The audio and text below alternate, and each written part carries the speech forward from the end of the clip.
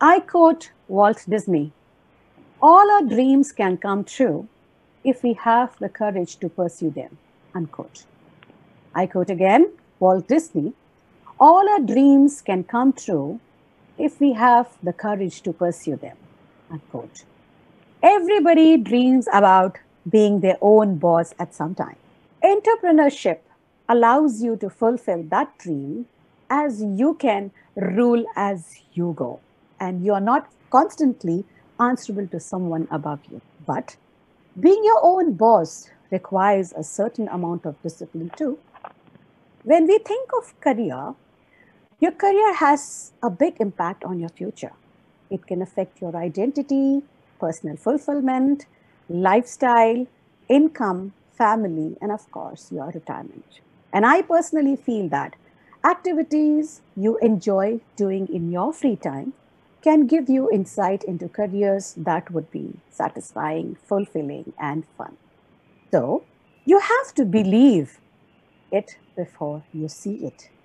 Welcome to be the CEO of your life series on Manthan with Saraswathi. After successfully running festival series, doctor series, educator series, and discussion with people who have shared various experiences and vision on this platform, I am inviting the youth who have taken charge of their life to come and share their knowledge and experience to guide and empower the youngsters. Today is the first series, and we have a young, dynamic, and an empowering entrepreneur and venture investor, Prantik Mazumdar, with us. Welcome to Manthan with Saraswathi, Prantik.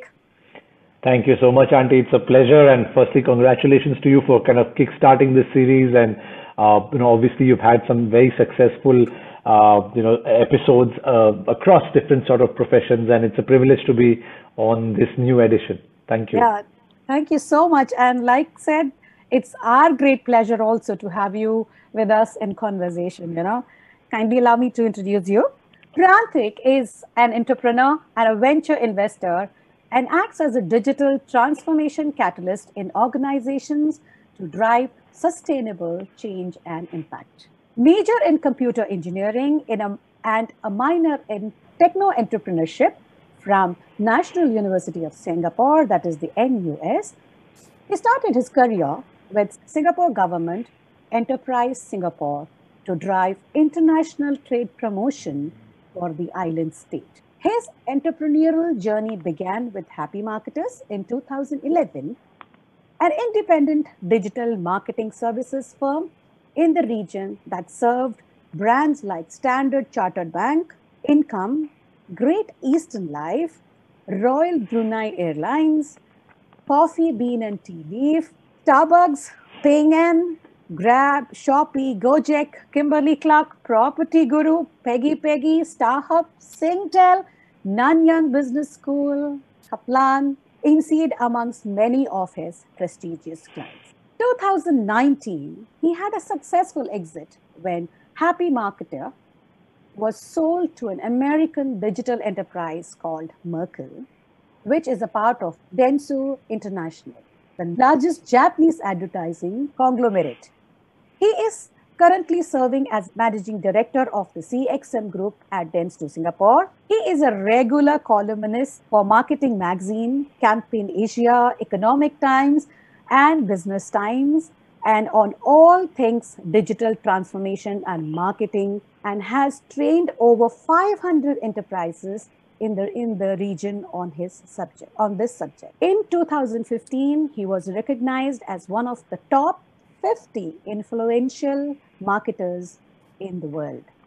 Apart from his corporate role, he is an active angel and venture investor, mentor, advisor, and speaker through organizations like Quest Ventures, TIE Singapore, HealthX Capital, NUS Angel Ventures, and is an entrepreneur in resident at INSEAD. Outside of work, he is an avid cricketer, enjoys political discourse, is intrigued by behavioral economics, and is enjoying parenting a 4-year-old toddler. In fact, he has put him to sleep now before we have started this chat. Once again, welcome to Manthan with Saraswathi, Prantik. I'm so proud of your achievements, Prantik. Wholeheartedly bless you and may your journey continue. And welcome once again on Manthan with Saraswathi.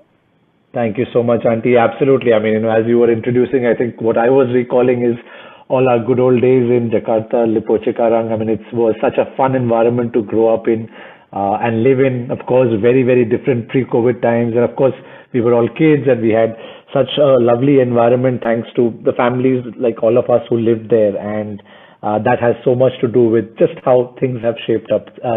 So thank you. And we are proud to see that how you have shaped up to Prantik. Thank Those you. memories, they will always be in our heart. To see you grow from a boy who loves crickets, who would travel to school, and now an entrepreneur. So amazing to see you grow so much in your life. So Sure. can we start our conversation? Absolutely. Okay. So my first question always, what inspired you to develop your ideas and become an entrepreneur and a venture investor? What was the motivation behind it? To be honest, Auntie, I think, when I was growing up, whether in Pune, Jakarta, and then in Singapore, honestly, this was never the plan. If you asked me when I was growing up in Jakarta, I think at that point in time, it was, okay, I wanted to finish my schooling in GMIS and, get into a good college like NUS. And at that point in time, as were introducing, I mean, I had decided to kind of pursue computer engineering.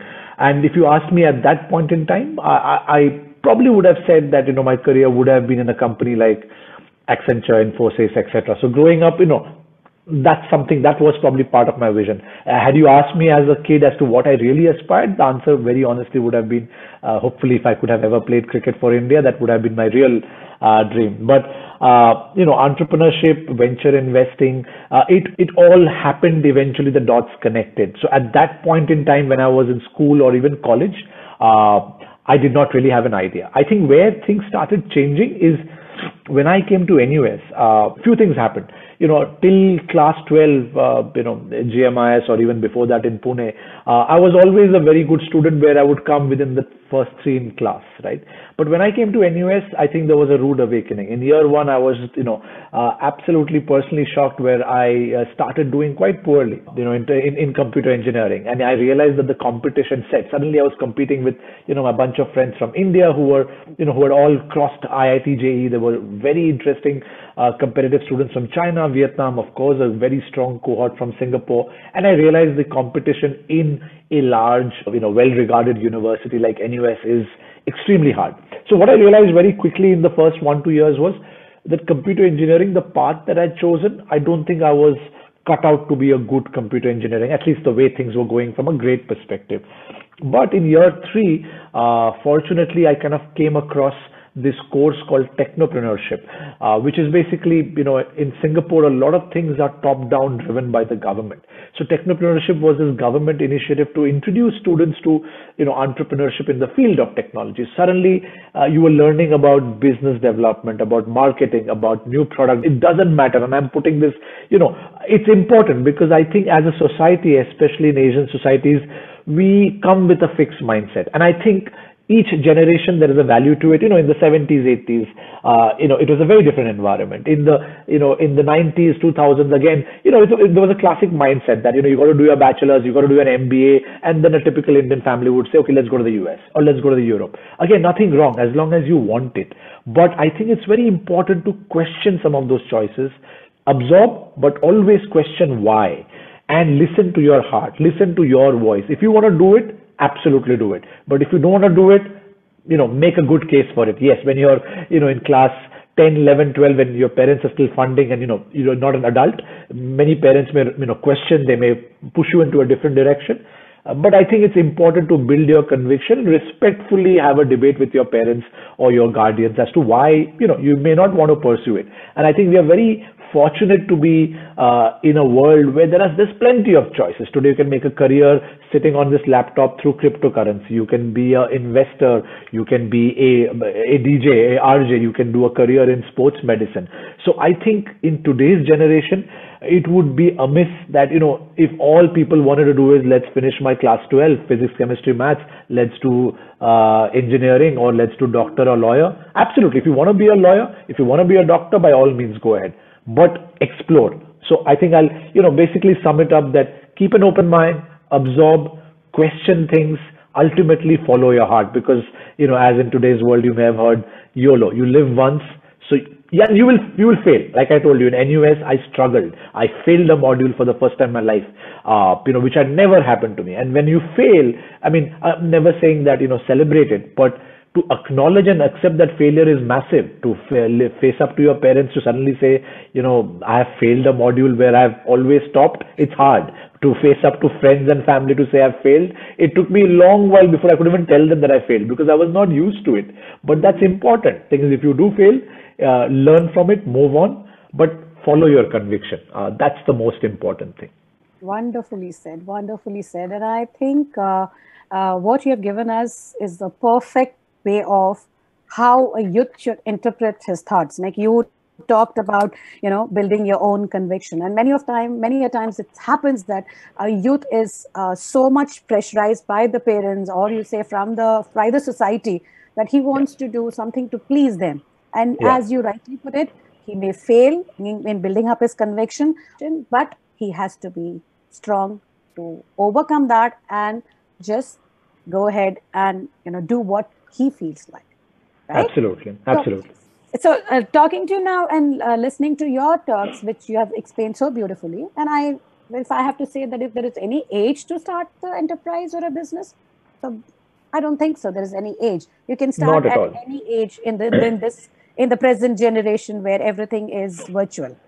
So absolutely, Auntie. I mean, and if you look at even in the past, in the pre-internet era, I think we'll find various lots of literature where kids have shown entrepreneurial traits, because again, kids don't know. Now that I have a 5-year-old, I mean, he's open, he's a sponge, right? So I think, for example, growing up, I would see a lot of my friends. Again, in India, for example, we may see this, from the Marwadi community or Gujarati community, certain communities where business is spoken about on the dinner table. It's very, it's very common.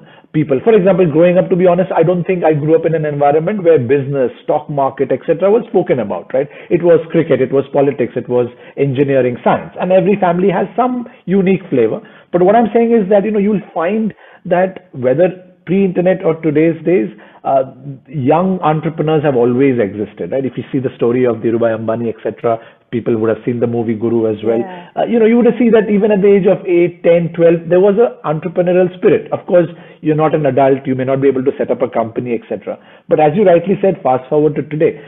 Today, for example, there are a bunch of kids, a young kid who runs a very popular YouTube channel. He's probably not even an adult, but he probably makes the most amount of money just from YouTube, where he's unwrapping new gifts. So the business may be registered under his parents, and the idea may have come from the parents. But all I'm saying is an early teenager is just, creating content, and millions of people watch that, show every day. On the other side, there's so many young children who, for example, I recently judged a competition across Indonesia, Singapore, India, which is called Kidspreneur, where a lady from Singapore, Swati, she's kind of encouraging kids across age groups 8 to 18 to create teams and think of entrepreneurial solutions to problems. And it was fantastic to see the maturity, the language. Now these may not turn into businesses, or maybe some will do, but I think what matters is that in their minds, they are thinking about problem solving. They're thinking about money. And I think these are important things, because again, growing up, to be very honest, in, like you said, society, in many families, it is considered taboo that, children should not talk about money. And to me, I think that's absolutely wrong, because, I always tell, I tell Deepthi, my wife, or some of my friends, that you look at our education system, suddenly for 18 years, you're expected to talk only science, maths, literature, sociology, all of that. And when you turn 18, college admission, college के बाद suddenly शादी करो, उसके बाद बच्चा. I mean, no one teaches you how to have a good marriage. No one teaches you how to manage money. No one teaches you. Everyone's like अच्छा salary चाहिए, CTC चाहिए. But उसके बाद how do you manage? How do you invest? How do you manage relationships? No one teaches you that. And I genuinely hope school systems bring that into the picture beyond physics, chemistry, maths. But beyond that, I think there should also be family conversations or even in social gatherings, because this encourages. So to your point, I think there is no age. And likewise, I would also say it doesn't mean everyone. Today, it's a great buzzword, entrepreneurship. That doesn't mean everyone has to. But I think, yes, if there is a inner desire to try it out, by all means. And I must say, age is absolutely not a factor. If you look at any, research, the most successful entrepreneurs are entrepreneurs who start in the mid 40s, because obviously by then, they've matured, they may have a good network, they may have their own cash to invest. So I think age is no bar. You will find the Zuckerbergs of the world who have started in the 20s Yeah. have done it, and you would find older entrepreneurs who have Yeah. kind of done it much later. So age should not be a category at all. Very impressive and splendid thoughts have been expressed. And in conversation with you, I'm very proud of Swati also, who is bringing up such a platform to unlock the potential of so many young children. Yeah, you're all there to guide them and bring them to the world and to tell the world that what the innate qualities they have. The kids can be wonderful at Absolutely. and their Absolutely. presentation, and their presentation skills have skyrocketed from what Yeah, we were. And so absolutely. it's so nice to hear from you also, Prantik. Okay, now Prantik, when we talk about, some people are very natural leaders, right? They can bring people together, like behind their ideas and manage them to achieve a common goal. And many of them get inspired and take a plunge into seeking their dreams so that they are successful in whatever they do. So when you have established yourself so well, so we just want to know that what keeps you motivated and how do you manage. See, when you're managing so many things, I'm sure you have a little bit of doubt somewhere in your mind. So how do you manage the feeling of doubt, and what keeps you motivated? Entrepreneur is not always like it's easy go life. No, you have to work hard for it. So how do you feel motivated all time, and how do you manage your doubts? Yeah, and I think it's important, Auntie, like you said, that I think that it is very hard. So, like I said, and I think it's important to call it out, because today there's so much hoo-ha and buzz around entrepreneurship, and there's so much literature and so much media coverage. Because for all the successful Gojeks and Grabs and other companies that you hear, there are probably thousand others that have failed. And there's actually a lot of challenges for entrepreneurs in terms of mental health. When you fail, there's just so much of social stigma, like you said, your identity, etc. So I think it is hard, but at the same time, anything that's hard, obviously, is challenging, and that in itself is a motivator. Saying, hey, can I give this a shot? And I think, to me, a few things matter, right? If one wants to get into this path, wanting to achieve something, make money, etc., is there. But I don't think that in itself can be the sole motivator, because if you want to make money, there are probably various other, you can make money in the stock market, you can do trading, there are various other ways you can do it. You don't have to be an entrepreneur.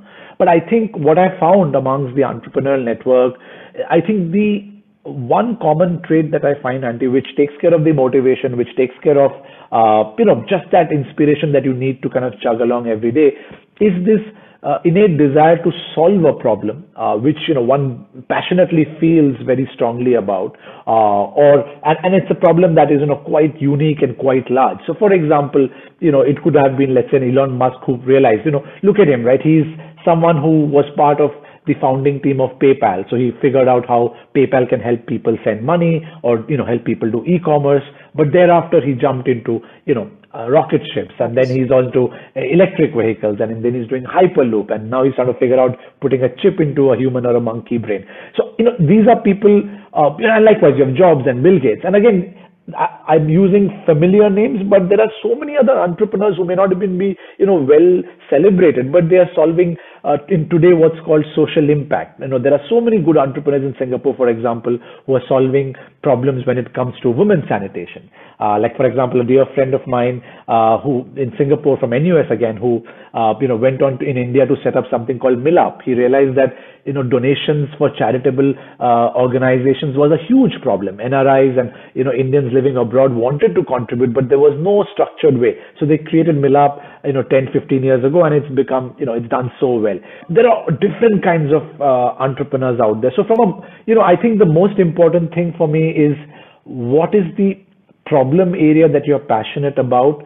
And are you willing to kind of, does that wake you up? Does that, do you kind of wake up, or do you kind of constantly think about wanting to solve that in a different, meaningful way? And of course, along the way, you will find a way to make money. I think, again, this may sound cliched, but the money is not, I don't think for most entrepreneurs it's a primary driver, because like I said, there are various easier ways of making money.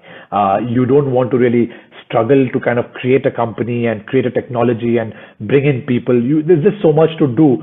So it's really about the passion to find interesting solutions that are scalable and meaningful, to solve different sort of problems. So that to me is the driver. So for example, for me, when Happy Marketer kind of happened, I was in the digital marketing domain, and both Rachit, who's the original founder and my good friend, in fact, it's his birthday today. So, for us, it was the idea of, marketing has always been about, or at least back then, was about creativity, about, growing up in India, you would see Hamara Bajaj, the ad, or you would see a Cadbury Dairy Milk ad. It was about the creativity part, which is great. But we who came from a technology background, we said, can we infuse data science, logic, in science into the field of marketing, and can we do marketing in a bit more a logical, scientific, predictable way? That's what really interested us.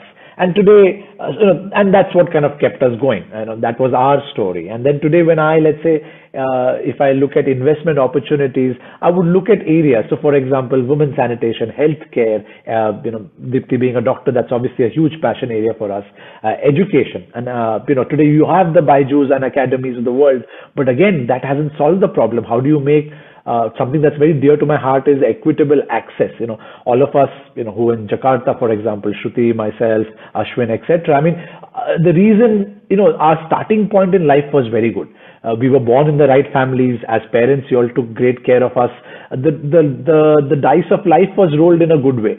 So there's so much that, is attributable to luck, that are we born in the right family? Had we born, were we born in a different setup, nothing would have happened. So to us now what matters is, what really is close to our heart is how do we bring that equitable access to healthcare, education, opportunity to societies or parts of society who may not have it, right? Now that is an interesting area. Now that would motivate me, hopefully in the next 10, 15 years, right? So to your point on the motivation side, it's really, I think, about a subject area or a problem, and a desire to find a way to solve that problem. I think that's what probably motivates, I would like to believe, most entrepreneurs, beyond the money, of course. And how do you manage your doubt? The managing doubt is a good one. I think, again, first step for me is to acknowledge that I do have doubts, and it's okay to have doubts. It's a daily thing, and there are a few ways to tackle it. You in the intro you mentioned very nicely about belief. I think a lot of it comes from belief, that if you don't believe you can do it, if you can't take that first step, because you never know what the destiny is, and it's not in your control. All that's in your control is, in that serenity prayer that they say is, I can only control that much, whatever is in my control. I can only take that 1 or 2 steps, and you have to trust yourself. So that's one way that I try and control. The other way is, as they say, kind of fake it till you make it. You kind of start telling yourself that, what, I think I can do it. And you start taking baby steps, because again, that's all you can do. And then on the path, you kind of course correct. But I think it starts with absolutely acknowledging that, that these doubts will come day in, day out, and it's natural. It happens to the best of people. So not to get rid. And the other thing I've learned is also, I think, something I really hope over time our societies encourage is to talk openly about this. I think, amongst the founder networks in Singapore, India, Indonesia, what I'm seeing nowadays is, earlier, people just want, if you open LinkedIn, Facebook, people just talk about, success. Oh, he's done this. He has raised so much money. He has got an award. I think what I'm beginning to see, at least in private networks, people are opening up that, what, man, I really don't think I can continue. Oh, by the way, this entrepreneurship thing is killing my marriage. Oh, by the way, what, I think I'm running out of funds. I need help. I think the more people open up as real human beings, because yes, on media, all looks good. But I mean, I think by now everyone probably obviously knows that beyond, it's that iceberg, right? Beyond that 1% of goodness, there's probably everyone's dealing with a lot of toughness every day. So I think that's the other thing. What I've really admired is, to find mentors or peers who are willing to just listen and just share their experience. Because moment I know that, man, wow, if there's someone I admire, even he faced this, it's natural. Chalta Yeah, hai. very, You know what? very nice. Very nice, Prantik. And I think you have the innate qualities of entrepreneur because it talks about risk taking, it talks about, open-minded. And the way you say to address that, to have the innate desire to solve a problem and find a solution. To find a solution, one has to be creative to find a solution to a particular problem, right? And then, like you very rightly talked about, that's very nice. You talked about your friends, you talked about Milap. And we can wish Rachit Dayal a very happy birthday also. So, Rachit, Absolutely. you will be listening, and we are already wishing you a very happy birthday. Have a lovely day and year ahead. So, Prantik, if listening to you itself is a delightful feeling, and you feel, I myself feel so motivated. And like you rightly said, we need to talk about failures. We need to talk about it openly. And we need to be we need to believe in ourselves and trust in ourselves to make every situation okay for us. And to say that it's okay, we can move on and we can, go ahead and face the problem. So there's no shame. There's nothing to feel bad about it. There's nothing to feel depressed about it. Can we know something about your school days?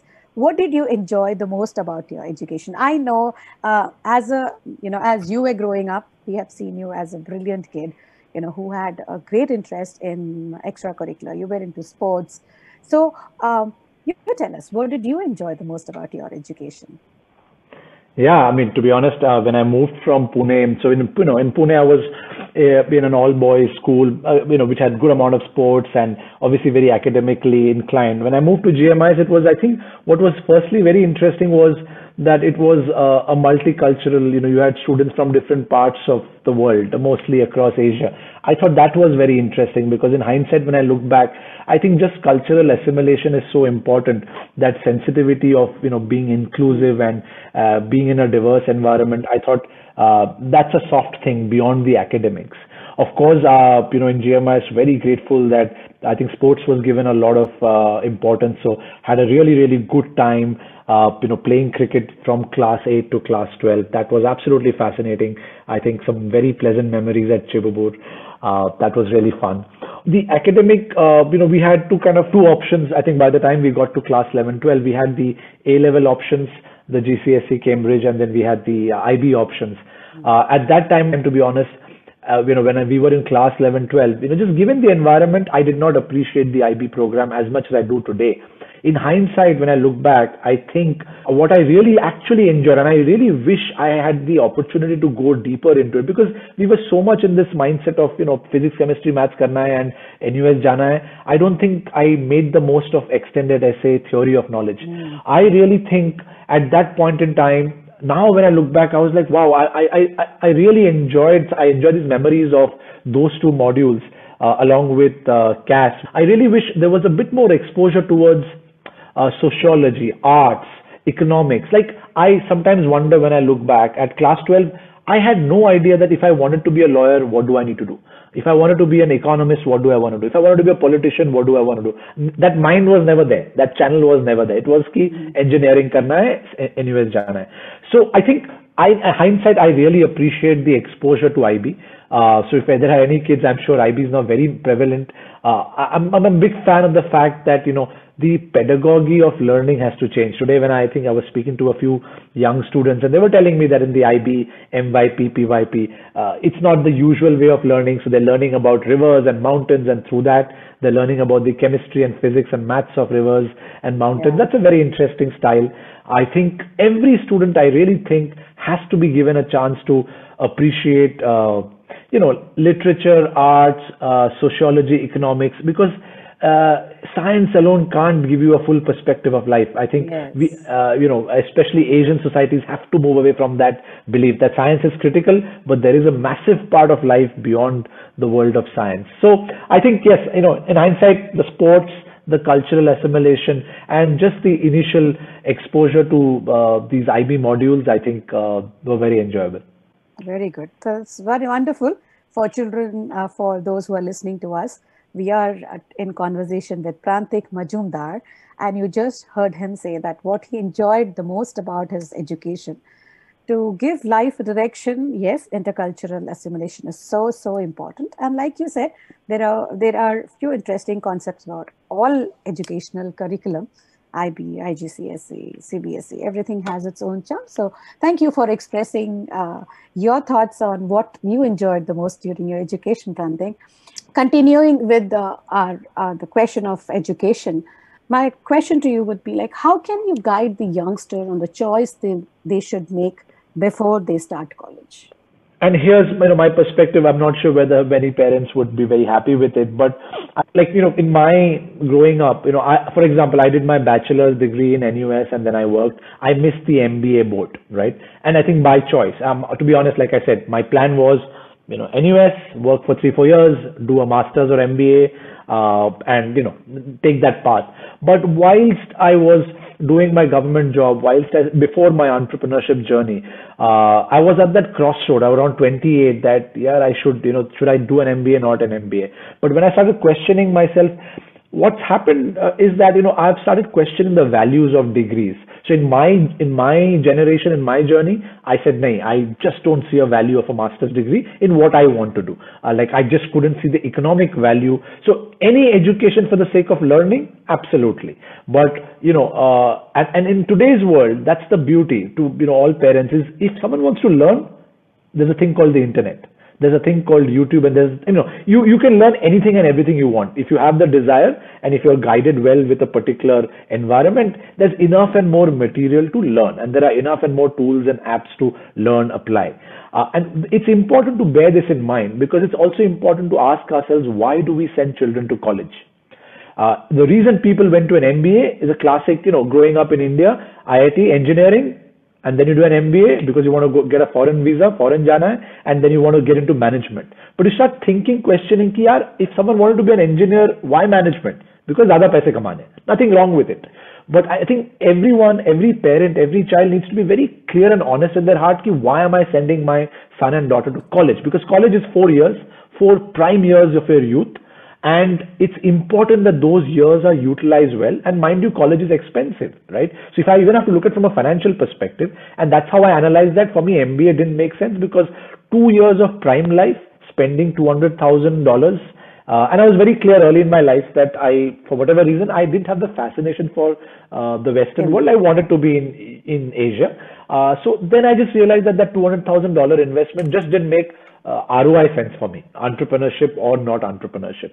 Same way, I think college to me, I would be, and I say this as a parent as well, that if your children are below 10, I'm not even very sure that college, the way we know it today, it will be relevant or even exist. I dare say 10-15 years down the road. Maybe it'll be a 2-year thing. Maybe kids will, because college, there's a book that really influenced and changed this view. It's called The 100-Year Life. Now, if you're living 100 years, a college 4-year degree, 17 to 21, and then what about learning thereafter, right? If I ask myself, what did I learn in NUS? Whatever I learned, there are certain principles that have stayed with me. There are certain softer things of, adjusting with people, networking, learning the art of learning. That in itself is massive. The 4 years of computer science, honestly, Auntie, I've not used it, nor do I remember. I don't know how many people remember. And in your 100-year life, those 4 years can't determine your next, 80 years of life. So learning by definition has to be a constant thing, right? And uske liye there are tools, there is internet, there are other ways of doing it. So I would firstly genuinely ask parents to question, why am I sending? What's the value and utility, right? So if you start with that, and I'm not saying don't send, right? The chances are me saying this, I might still send my son to college because of fear and security, right? And the reality is most people send children for education for security. And nothing wrong, as long as one is honest with that. So to me, to kids, I think again, I will go back to the drawing board is, when you are in class 8, 9, 10, 11, 12, again, keep an open mind. What is it that interests you? It could be singing, it could be music, it could be abacus, it could be anything. It could be rocket science. I think first and foremost, allow your kids to express in that 8 to class 12 what are their interests, observe what are they naturally inclined towards, and thereafter, some people may make a choice that college is not the right answer. Maybe it's just about work experience, right? Maybe let them start early. One thing, if I not regret, but if I was to redo something, was to maybe take that risk earlier of starting earlier. Because the earlier I start, because I know I will fail. My assumption is I will fail many times. So the earlier I start, I have more time to fail. I have more time to learn, right? So I think the fundamental approach to college education has to change, because most parents, most kids, the college has become an industry. And perhaps always, if you ask yourself, why do parents or kids want to go to Harvard? I read a lovely report saying, oh, Harvard students, they come out as the top students and they get the best jobs. But you think of it, they better be the best, because by definition you're choosing the best. So what is the great value add of a Harvard? If you actually think of it, you are taking the best, you're taking the most money, you have resources. So yes, you better be very good. I would be very impressed if teachers or institutions can take average students and turn them into great. Then there is a value add, right? So by now, I think I'm fairly convinced that college as an industry is great for that brand, right? Oh, I'm a Harvard guy. Oh, I'm a IIM, right? But what I've also realized that thanks to the internet, and I'm massively grateful, that today doesn't matter as much, because today if I want to network with someone, I believe I can reach someone through LinkedIn, Facebook, whatever. If I want to learn something, there is a thing called the internet. Thanks to entrepreneurs like Salman Khan, who have created Khan Academy, even kids sitting in Afghanistan can access any sort of good content. Thanks to Harvard, MIT, they've opened up their curriculum, right? So hence I'm very, very particular about this, that I would urge parents to think critically that should my kid go to college for 4 years? Yes or no? If yes, what's the real reason? And whatever subject he or she chooses, is it aligned at that point in time, at the age of 17, 18, with his or her innate interest, which could be sports medicine, which could be Bharatnatyam. But don't do it just for the sake of this thing called security, because in a 100-year life, my belief is there is no security. I don't know which job today gives security. That was true maybe in perhaps our parents' days, or grandparents' days. So that's the way. So I don't think there is a formula, but again, it would really go back to your conviction and going back to your innate interest in life, which will change. But at age 17, 18, choose based on your passion or interest, whatever it may be. Prantik, you're sharing some extraordinary thoughts about the questions we are asking, and I'm so happy that to have that thoughts, that revolutionary thoughts, that what education is going to serve you finally is so important, and you are bringing this to light, and you are saying that it is what the child wishes and what he wishes to do will make a greater impact on his college life, and that's what the youngsters also have to keep in mind. Thank you for expressing it so beautifully, and it is flowing, like your thoughts and your emotions are just flowing, and which is making the conversation so interesting. So I know that a dream doesn't become reality through magic. We all know that dream doesn't become reality through magic. It takes the sweat, determination, and hard work. And you have done that. So as an angel investor, how do you spot talent and how do you nurture it, Prantik? Yeah. So I think, in that line that you said, Auntie, I think, yes, absolutely it takes, for all the successes one sees, there are lots of failures. And all I'm saying is that yet one should dream, because, like in Hindi, they say, I mean, at least sapne mein why be miserly, right? I mean, at least there is no harm in dreaming. Worst case, it will not happen. I mean, too bad. And I think because it all starts with that dream, that idealism, that desire. So when I meet young entrepreneurs at an early stage, at that stage, they may have a concept, they may have a PowerPoint, they may have a pilot project. So it's very hard, you are not looking at numbers, because there isn't financial numbers to look at. So what I look at is really a few things. One is the problem that he or she wants to tackle or resolve. How passionate is that founding team, 1 or 2 or 3 people, about that problem? So for example, recently I met a founder two girls, one in Singapore, one in India. They're very passionate about. They're young moms. They're very capable. They come from the IIMs. They've done corporate career, but they're young moms that they realize that early childhood development is a huge challenge today for working parents, so-called normal children, or even children with special needs. But what was amazing is their depth of their research, their passion for that problem. Because I think, to me, what matters is that conviction and their deep desire. Because, what we have typically seen in entrepreneurs, Auntie, is that you may start with something, and, you can keep pivoting and changing different ways of solving. But if someone is really passionate about a problem or has a good conviction, that also is an indication of their resilience, because there'll come so many reasons, 100 reasons for them to quit. But if there is an emotional connect with that problem. So, for example, I also met a couple. So they are twins and they were in the neonatal lab. And because of some statistical issue, one of the kids died. When they investigated, it was within statistical variance that an error happened and they died. But what the entrepreneur told me is that, for the hospital, it's a statistical error. For me, it was my child. Right? And thereafter, the couple were convinced that, they will give their life to this problem. So there is an emotional connect to that, right? And I have seen them through the pandemic. They've basically come up with a very interesting solution to automate the neonatal lab. So no more manual data taking. Everything is automated so that you reduce human error. So to me, it's that problem that you want to solve, your emotional connect with it. I think that's a huge one. The other is, of course, I love people who want to rally people together to create a team and solve, right? Because entrepreneurship, yes, you can be a solopreneur, you can do things yourself, but if you're trying to scale something, you have to be able to attract different kinds of minds. You have to be able to be secure working with smarter people.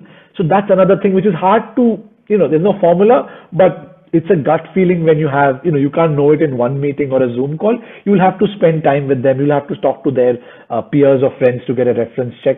But that matters a lot, is how comfortable or secure is a person working with others and collaborate and create an environment where people can thrive. That to me is important. And again, there are small indications. For example, there are some founders ki nahi, this is my company, 100% shareholder.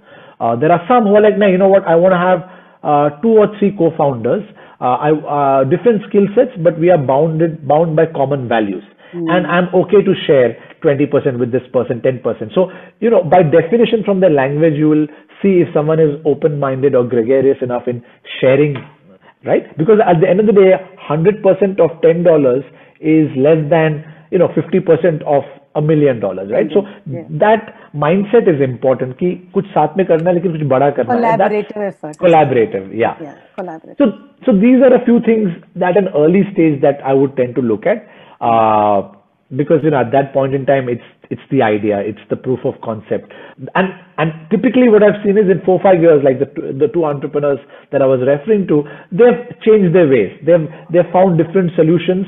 But what has remained is that emotional connect, that resilience, that desire to do something together. And I think put a price to that. I think that matters, I think. Yes, I'm sure. I mean, see, this is such interesting information you're sharing with us, and the youngsters or anybody who is watching us, live or who will watch us later, because, Prantik, these days it's, the trend is like nobody watches it live. Whenever they have the time, they'll sit and they'll watch it, right? So whenever, I'm sure you are sharing such brilliant thoughts and brilliant ideas, like how you go about it, will give them some idea that what are they expected to do and what kind of qualities should they develop in them, or what is the what should be inculcated in them to be a successful entrepreneur. With your knowledge, thank you for sharing your wisdom with them. So, I'm not an entrepreneur person. I don't know much about business, Prantik, but while researching, I came across this SWOT analysis. It's an analysis, it's a technique to identify the strength, weakness, opportunities, and threat for the business, and even to a specific project. Okay, so, I was very keen to know, the startup has become a great, everybody talks about startup. Priya Modi also talks about, the youth in the country, and, even the Shark Tank now. So my question to you is, startups have become a great way for, for young people to pursue their dreams. Some go successful and some fail. So what is the mantra to make startup success from your experience, Prantik? It's a great one, Auntie. And firstly, I'm thankful that, in general, that, startups, businesses have become a part of common parlance. And, I think Shark Tank today, I mean, I don't think I've gone a week in the last 2 weeks where, any of my friends in society haven't spoken about Shark Tank or a specific episode. And I think that's the beauty. Some of my entrepreneur friends, they are like, what, my kids are watching it with me. Again, it just inculcates, you start thinking in a particular way. But at the same time, I think, you used two words in your statement, startups and business. And, this is important because today, what typically we tend to talk about startups, if you look at India, Indonesia, you use words like unicorns, you talk about venture-backed companies. I think, I have a lot of respect for businesses that make money and profit. And probably Uncle would appreciate this as a CFO. I mean, to me, whether you're a startup, unicorn, Gojek, Grab, Byju's, whatever, or you're a salon next door, or you're a bakery, or you're whatever. To me, at the end of the day, I think because I must admit, I haven't run a product startup which is venture backed. Happy Marketer is a services company, which is no different from a salon or a hairstylist business. We provide a professional service and we take money for it. But one thing I've learned in that journey of 10, 12 years is no matter what business, the formula is profit equal to revenue minus cost. Everything is a business, but in nomenclature ways, we tend to classify that, this is old school business, this is startup, right? Automatically, by definition, the startup definition has become you're doing something that has technology, that has product, you're raising funds, you're scaling and growing. And this is absolutely fantastic. I do back such companies. I'm a believer. But all I'm trying to say to anyone is you don't have to be this tech-based startup. If anyone out there wants to just be a chef and make food and sell and make money, a Varung, that is a business, that's a startup. Nothing wrong with it. You don't have to be this ed tech, health tech, har cheez mein tech. I don't think that's required. That is a way, but it is another way, because as long as your business is generating revenue and generating revenue which is more than your cost, that means you are profitable, I think you're a successful business. So typically, VCs, angel investors don't invest in service businesses typically because you're not a rocket ship. You're not going to scale fast. You're just going to be a slow and steady business, right? But one thing we learned is we had to be profitable right from day one or month one because there is no other way. Otherwise, we could not pay salaries, right? At the end of the day, there is no bank or there's no VC funding us. So I think ये distinction बहुत जरूरी है. And to your question, any business that generates profit, to me, that's a successful business because you're solving a problem, you're creating jobs, you are generating cash flow and profits, and it's sustaining. Now, having said that, the reason the whole world is talking about venture backed and the Shark Tank and VC funding, angel funding, because the model there is that, we want to get to the destiny faster. We want to grow rapidly. And hence, to grow rapidly, we want lots of money from investors so that we can build quickly, remove or kill competition and get to the destiny faster. And 10 saal baad jaake we'll generate profit. So if you look at Amazon, when it started in 94, I think, 10 years they were not profitable or they could not be. For about 15 odd years, they, thereafter another 5-7 years, they chose not to be profitable because they said, mere paas bahut paisa hai, I can be at a loss, I can sell at discounts, and 10 saal baad jaake, 15 saal baad jaake, I will have to turn profitable. So point is, at some point, every business has to turn profitable, right? I mean, again, like I said, the formula is very simple. आप जूते बेच रहे हो, चप्पल बेच रहे हो, cake बेच रहे हो, Facebook बेच रहे हो, formula is same. So what I will tell everyone is, you figure the path, whether, your heart is into a product-led, venture-led, etc., or it's a service-led. Then there are nowadays, there is this whole new category of business about profit with purpose. कि मुझे profit करना है, लेकिन उसके साथ साथ मुझे दुनिया का भी ख्याल रखना है, लोगों का भी ख्याल रखना है, अर्थ का भी ख्याल रखना है. So there has to be, some amount of money which is kept for good purpose, not just pure profit, right?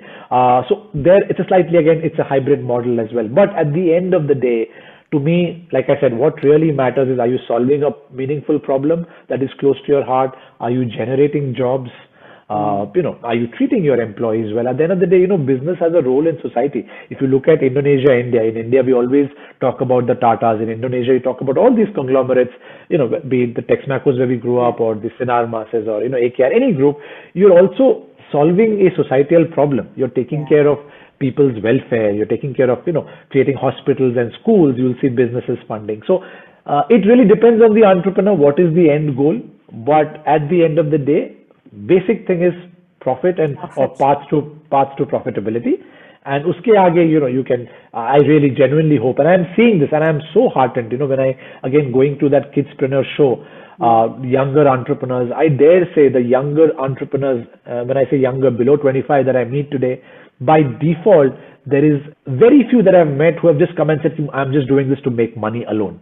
They are, it is ingrained in their language, in their pitch decks, in their presentations, this should, what they call the triple bottom line. There is a care for profit, there's a care for people, there's a care for the planet, right? It is kind of ingrained. Maybe they're learning it in school, maybe they are, Yeah. people are talking about it, and which is wonderful because I genuinely think business has a bigger role beyond just scaling and IPO and public listed and profit. It is there, but at the end of the day, if people are not happy and planet is not happy, I don't know what are you going to do with those hundreds Yeah. of billions of dollars. I think if we want to sum it up to three mantras, it will be like I'm taking your words. It will be love for profit. Naturally, if it is an entrepreneur, you are an entrepreneur, you would look for profit, love for people, and love for the planet. So, I mean, this is the three mantras which people can take from the show. You have summed it up so beautifully, and in fact, the kidpreneur they have summed it up so beautifully. My last few questions to you would be like, see, it's hard to beat a person who never gives up. That's what George Herman Ruth said. So, if I were to request you to share the 3 points you believe in and you wish to share with the youngsters who are listening to you right now, what are the 3 important points in life that you believe in your life, and which you can share with the youngsters who are listening to you right now? Absolutely. I think that's a wonderful quote that you really can't beat someone who has that perseverance and just the desire to keep going. Now the question is, what can make you do so, and what can make you keep going for a long time in the right direction? Because you also want to ideally keep going in the right direction. And there is no right answer, there is no formula. At least I haven't found anything yet. But some principles that are dear to my heart, and I hope it may be of help to some, is I think the first thing is about learning the art of learning. I think that's very critical, and I really hope that through the first 18, 20 formative years, whether it's through school or whether it's the environment that parents create at home, today everyone has the tools. Everyone, many families that may be listening, of the fact that you're listening through the internet and all of that, you're generally well to do. So I think everyone's fairly fortunate who's listening. And I think but the missing ingredient there is to know how, learn the skill of how to learn, and also the attention span. What's kind of going down is the attention span.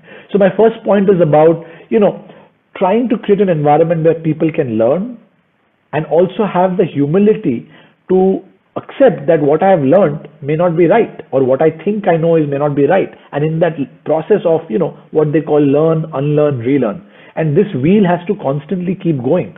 If you look at, and this is nothing new. Again, whatever I'm sharing is just discovery or my realization. Nothing is really, rocket science or novel. This is a process in science as well. The best scientists, they don't, just because you came up with an idea, you don't associate your identity with it. You don't associate your ego with it. The moment you attach that, oh, this is what my idea, my thing, I think that's the first sign of doom. It's something that but if someone challenges, always have a discourse or a professional debate. And if you think your idea doesn't hold true, it's important to unlearn and relearn, right? And this cycle has to keep going. So that's the first thing. That whatever whether your teacher tells you something, your parents tell you something. In IB there is a module which is again very good, which is about critical thinking, which starts with questioning. And this has to begin that culture of allowing children to question in a respectable manner, to allow them to foster a debate in a respectable manner is absolutely critical at school. So whether your teachers are telling you something that, you have to The schools have to allow children to question teachers. Just because Newton said something and the teacher is telling you, that doesn't mean you have to take it. I don't know, maybe there is a fourth law, or maybe Newton's certain law, a student will question it, right? So that's very important. So the ability to question, to critically think and learn, unlearn, that process has to constantly keep, going in your life, because that will keep you hungry, motivated. You will never settle ki yaar, I think I know it all. That's your biggest risk. The second is, to do that, I think one thing I've learned is, creating systems. I'm a big believer in habits, and I've been reading up a lot about it. And I think, humans, change is very difficult for humans. We are very, very, adamant to our own ways. And a lot of times, classic month of, they say ki 1st Jan you create a resolution, but the test is 19th Jan. Yeah. On 19th Jan, are you still following? If you are, there is a good chance you will keep up to it. But if you're not, that's human cycle, right? I think all of us go through it. And I think one way to tackle that is if you can create habitual systems. And I think that is where a system that's helped me is what I personally like to call surround yourself with goodness. And what that really means is, can I create a system where I don't rely on my inspiration and motivation? Because there's a saying that if you rely on motivation and willpower, we humans are not good at it. वो एक दो दिन चलता है and it's gone. निकल जाता है. Because we're not meant for it. Evolutionary, we're not meant to rely on willpower. Yeah. But if you can create an environment and system. So for me, for example, it's a simple habit that no matter what happens, every day I will read 10 different articles. I will read 20 pages of some book, right? It's a system. I have subscribe to certain podcasts or certain emails that I wake up to. On Facebook, LinkedIn, Twitter, you can devise those. Instead of Facebook deciding what to show you, you can tell Facebook, you can go to certain pages and like, and there's a button called see first. So you can tell Facebook, show me these more than showing me something else, right? Okay. So it's a conscious design that how do you surround yourself with interesting books, content, people. Because if you do that, automatically the probability of you, flourishing in a good environment, because if you're feeding, at families, everyone talks about कि मेरे बेटे को अच्छा खिलाना है.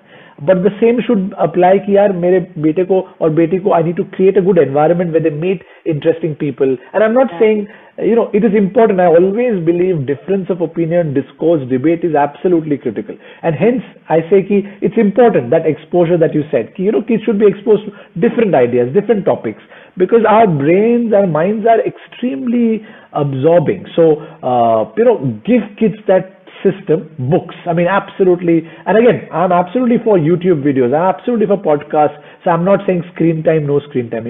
Everything has a good or bad. A gun it was invented for a good reason. Dynamite was invented for a good reason. It's up to how we use it. So I don't subscribe कि YouTube बच्चों के लिए खराब है. Not really. There is enough good content beyond Peppa Pig and Baby Shark do. They also have their place. So I think parents, if they can create that system, that's my second thing for youth or for parents if they are helping their kids. And the third thing is about, by learning, unlearning, relearning, by surrounding yourself with goodness, I think what should really happen by the time you grow into an adult or an early teen is having a point of view, having a conviction. And again, I'm not saying that all of this is about entrepreneurship. It can be about anything. Like I said, you can be, there are, for example, if you look at someone like an N. Chandrasekharan in TCS, to me, he's as fabulous an entrepreneur as, any, as a Adani or an Ambani who may have started. I mean, he has taken TCS to be one of the best companies in the IT services world, and he's not rested on his laurels. He's a chairman of the Tata Group. And if you see, very soon he'll be launching India's first digital super app, right? Across, they've acquired Big Basket, they've acquired a online medicine company. All I'm saying is, these are people, even within a corporation, you can make so much change, right? So that conviction is very important, and it's with your point of view. And that is very important, because what I find in a lot of people is, because again, environment, our learning systems, we are very good at rote learning, memorizing and just regurgitating. But I think what matters is when I ask a student, you can immediately find out, you were asking entrepreneurial qualities. In a conversation, you can find out, does an individual have a point of view? It could be about BJP Congress. It could be about who's your favorite cricketer, Sachin versus this, right? Doesn't matter what the topic is. Does he or she have a point of view, and do they have the conviction to articulate and debate that point of view with facts, right? Because the more you do that, you also learn a lot of skills. You are critically thinking, you're arguing in a particular logical fashion, you learn to articulate, you learn to listen, to counter arguments. So a lot of these skill sets can be developed, I believe. To your earlier point, there are some maybe blessed with leadership qualities, but I think a lot of these leadership qualities or just qualities in general can be learned. So in summary, learn, unlearn, relearn, so that you're constantly fresh and you're challenging yourself. Create a system. Don't rely on motivation, willpower. We humans are not built for it, especially now that this generation will live for 100 years. Chance hi nahi hai. It's too long a life. And the last thing is, how do you kind of have a conviction or point of view? Having said all of this, underlying this, the foundation for me, whilst I say all this, especially in the environment we live today, I cannot emphasize how important physical and mental fitness is. Because jab tak your body and mind is not running properly, all this doesn't matter. And again, this is something which I really, and I genuinely say this with humility to, our Asian families, Indian families, that, physical fitness, mental fitness, make this a part of your habit cycle right from early childhood. And it's not about someone being a sports person. It's just about basic physical health, basic mental health. Talk about, if your child is not happy, talk about it. Don't brush things aside. For too long, we have, taken things like, and again, it doesn't have to go to the seriousness of depression, anxiety. It could just be someone is feeling suffocated. Allow them to speak, be it about their boyfriend, girlfriends, or about whatever. I think open conversations is the need of the hour. So let that be the foundation, and uske upar, if some of these habits and structures can be developed, nothing like it. Prantik, I think after giving this beautiful 3 pointers on what is important, of what do you feel, and the matter which you touched is, like you say, health is wealth. So if your health is not there, the wealth is gone. So to give yourself physically and emotionally, mentally fit is so important for any person. And when it comes to healthy life, it means you need to have a healthy mind also. So healthy body, healthy mind, and when you have all this healthy, you have healthy money also.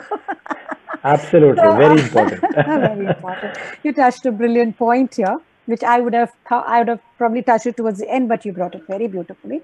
So because we are running out of time, my last question to you would be, what has been your aha moment? Sure. I mean, a couple of things come to mind, Auntie. I think one is, it was not one of those, one fine day aha moment, but it's a realization over time that my grandfather used to always say this, and I now realize the value of it, is that everyone, all of us, whether it's Prantik, whether it's yourself, whether it was Newton, whether it's Sachin, whether it's Modi ji, everyone has 24 hours. Yeah. And it's really about what do you prioritize and what do you deprioritize. And I think this is something, again, which I've realized over life, that actually, I have not met a single, including me, I must admit, on most days I'm complaining ki yaar time nahi hai, right? But the philosophical reality is time utna hi hai. Of course, how long one lives is a different question, but we can only think about tomorrow. That's all I can, do, or at best today. And aaj ka 24 hours is 24 hours. And I think the realization has been, whether it's more or less, I don't know, but itna hi hai. And it's really about what can you prioritize and what do you say no to. I think that has been an aha moment, that you can do so much. Because I always wonder, when I look at so many of my role models, etc. Like, for example, I am a big fan of Shashi Tharoor. I always wonder, he's a minister. He har din kitab likhte hain. How does he do it, right? He's managing so many things. Clearly, he's way more, busier than most of us. And likewise, sports people, you look at a Kohli, you look at, the star, and you start realizing that, they have built, they are prioritizing on certain things, they are leveraging, and they are doubling down and backing themselves. These 2-3 things I'm good at, let's go all guns blazing, and let's really, so it doesn't have to be breadth, doing 50 things a day, but doing 2-3 things very well and keep at it. Like you beautifully said, that you can't stop a person who wants to keep going. And it's like compound, now I'll come to my second realization. It's the power of compound interest, which is, in life, everything हमको जल्दी चाहिए. But if we give ourselves time, 8 years, 10 years, we usually learn, I think Albert Einstein had said that compound interest is the eighth wonder of the world. And that's been an aha moment, that it's not just about the money. In money we all talk about कि FD में रखो या invest करो, compound होते होते बढ़ेगा.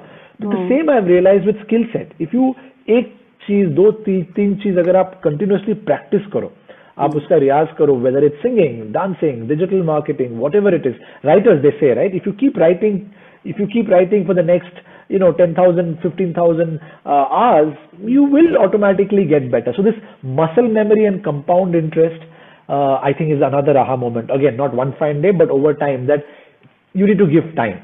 Nothing happens, like you said, magic, dream to, ऐसा कोई magic किसी का नहीं होता है. And again, अगर होता भी है तो, to sustain it for long, everyone has to put in a lot of effort. And I think, sometimes we overthink. I think it's just about, once you find that calling or you find an interest, just keep at it for long enough, for 8-10 years. You will see, I don't know whether any one of us will become, superstars, but you will definitely be way better than where you started. And, your own competition is just you. So as long as you are better than what you were 5 years ago in the area of your choice, I think you have done a good job, and you can only control what you can. Yeah, so such amazing thoughts. And the best part I liked about your answer is you remember your grandfather. You are such a family-oriented guy. And, regarding giving respects and recalling what grandpa inculcated in you is an amazing, thought, or, it's just a gratitude you're giving to the person, that thank you for teaching me all these, things that, 24 hours, like rightly said.